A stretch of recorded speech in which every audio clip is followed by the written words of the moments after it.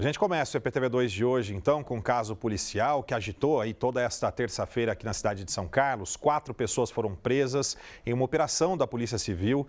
As 4 pessoas suspeitas de participarem do assassinato de um casal de idosos de Araraquara em abril desse ano. Entre elas, um casal de advogados. O crime brutal teria acontecido por causa da posse de imóveis milionários e também de dinheiro. A operação foi conduzida pelo DEIC de Piracicaba. A gente volta a conversar com o Gustavo Nolasco, que está lá na cidade, vai trazer os detalhes para a gente. O Gustavo que acompanhou, inclusive, hoje à tarde, entrevista coletiva da polícia, e aí vai trazer para a gente todos esses detalhes. Oi, Gustavo, boa noite novamente.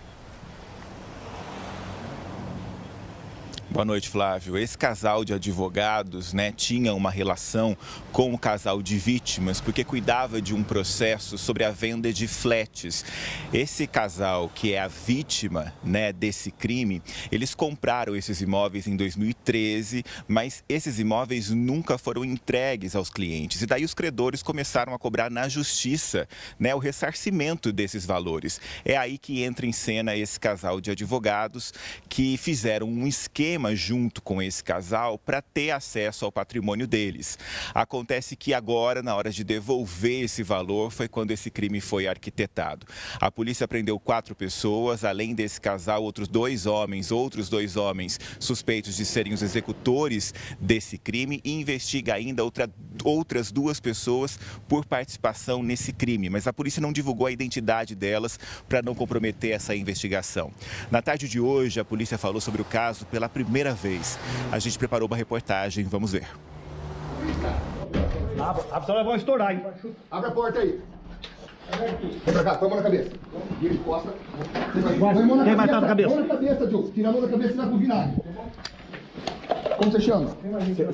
Os mandados de prisão e busca e apreensão foram cumpridos nas primeiras horas da manhã, no Jardim Munique e neste condomínio de alto padrão em São Carlos. E também em Praia Grande, no litoral de São Paulo. Polícia! Polícia! Polícia, larga a mão!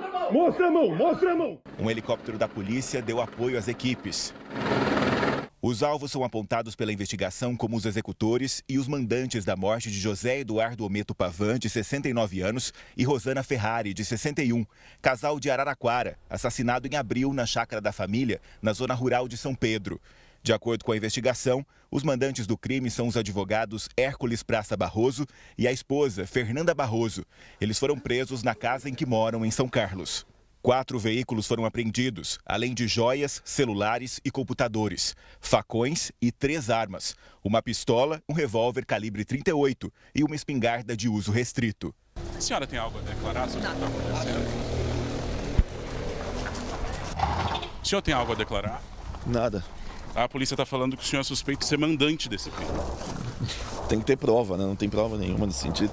A polícia também fez buscas no escritório do casal. Foram analisados processos em que os investigados representavam as vítimas. A investigação descobriu que o casal de advogados fraudava guias de pagamentos de processos que sequer existiam e até uma decisão judicial para conseguir o dinheiro das vítimas.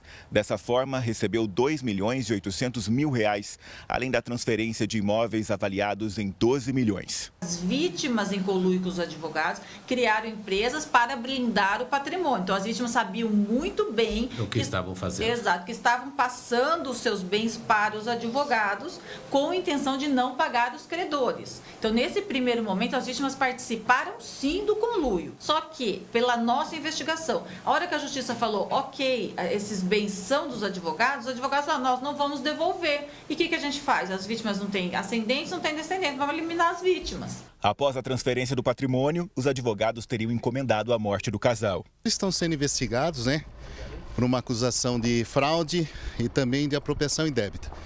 Mas não há nada que indique que eles tenham feito isso, tendo em vista que havia uma relação de escritório de advocacia com aquele casal que faleceu, que foi encontrado em São Pedro. A documentação vai comprovar isso e também as demais provas. Segundo a polícia, os executores são Carlos César Lopes de Oliveira, de 57 anos. Ele trabalha como motorista particular e foi candidato a vereador nas eleições do ano passado em São Carlos. E Edinaldo José Vieira, de 54. As vítimas foram vistas pela última vez na tarde do dia 4 de abril. Saíram de Araraquara, onde moravam, em direção à chácara no município de São Pedro, distante 120 quilômetros. No caminho, pararam em um sítio do casal, também na zona rural de São Pedro.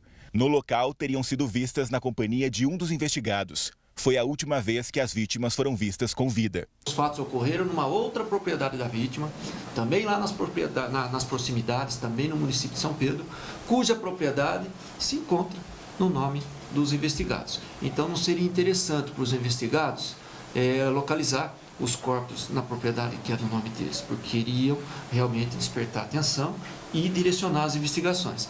Então, a forma de mover não é uma ocultação de cadáver, uma remoção do corpo do local onde realmente eles foram mortos para dentro da residência deles, para jamais este local onde eles foram mortos aparecer na investigação. Os corpos de José Eduardo e Rosana foram localizados 2 dias depois, na noite do dia 6, no interior do veículo, com marcas de tiros e mãos amarradas.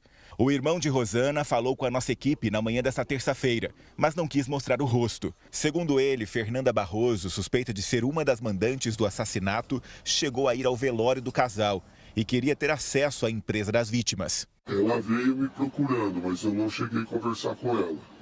Ela conversou com meu filho, conversou com a funcionária querendo ir lá, mas a funcionária lá falou, não posso abrir lá.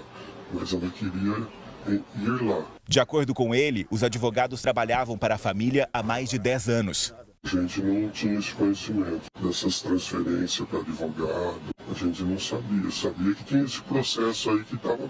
A minha irmã falou se ele ganhava, né, ia voltar a vida deles ao normal, mas agora os porquê a gente não tinha conhecimento. Foi um crime premeditado, que eles premeditaram há muito tempo, eu acho. A minha irmã nem ele merecia isso.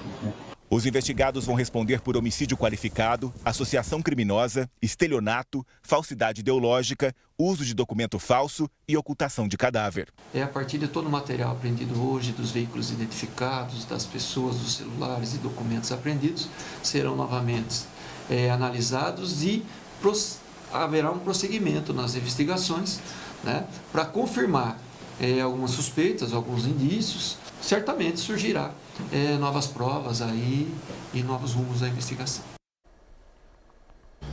A polícia divulgou ainda que dias antes do crime saiu uma decisão na justiça em segunda instância que devolvia a posse desse patrimônio ao casal de advogados. Os credores também tentaram na justiça, ressarcimento desses valores dos flats adquiridos em 2013, por isso todos esses valores já estavam bloqueados. E foi aí que o casal arquitetou o crime para conseguir ficar com o patrimônio só para eles.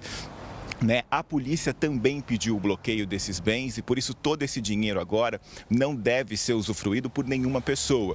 Um ponto importante desse caso, que também justifica o que esse casal arquitetou como crime, é que esse casal não tinha descendentes, as vítimas não tinham descendentes. Então, era mais difícil ter aí um sucessor direto de todo esse dinheiro. A polícia segue essa investigação agora na identificação e possível prisão desses outros 2 suspeitos.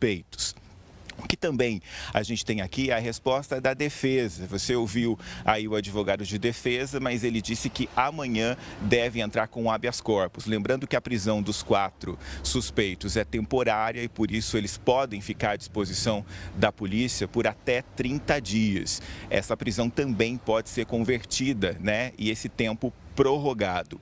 Já as defesas de César e Edinaldo, a nossa equipe não conseguiu contato com a defesa desses 2. A gente segue, é claro, Flávio, acompanhando esse caso e os desdobramentos. Como eu disse, apesar de 2 meses desse crime, é a primeira vez que a polícia revela alguns detalhes sobre a dinâmica desse crime. E claro que até a conclusão, isso ainda deve surgir muitas outras informações. A delegada, inclusive, falava a respeito disso, é um processo complexo e extenso, de mais de 380 páginas. Esse tempo de 30 dias de prisão temporária é também o tempo que os advogados de defesa terão para avaliar as minúcias aí dessas provas, que foram colhidas durante a investigação. Qualquer novidade, a gente volta a falar sobre esse caso. Valeu, Gustavo. Obrigado aí por todas as explicações, Uma rede complexa aí de casos que levaram a esse crime. Resumindo tudo, a questão do dinheiro, a ganância, até onde vai a morte de 2 pessoas. Claro que agora vão ter aí outras investigações acontecendo. Valeu, Gustavo. Obrigado.